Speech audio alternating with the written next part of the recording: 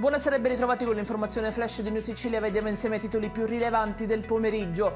Affidata a Danilo Faro Palazzolo la guida dell'ASP di Trapani in seguito alla sospensione dell'ex direttore generale Ferdinando Croce era avvenuta a causa dei ritardi nei referti istologici. La cronaca, un macabro ritrovamento a Milazzo nel Messinese, un cadavere di un uomo di 57 anni di Roma è stato rinvenuto in un capannone abbandonato nei pressi dell'ex hotel Silvanetta. Ripristinato a Marsala il servizio di assistenza all'autonomia e alla comunicazione per gli studenti diversamente abili dopo che il Tribunale ha accolto il ricorso della famiglia di un ragazzo. Sono oltre 40 infatti gli alunni disabili ai quali il Comune ha sospeso il servizio a partire dallo scorso 8 gennaio. Tragedia sfiorata a Vittoria nel Ragusano, un bimbo di 1 anno e mezzo è rimasto ustionato dopo essergli finita addosso una pentola di acqua bollente. Trasferito al Cannizzaro di Catania, il piccolo ha riportato ustioni per il 45% del corpo.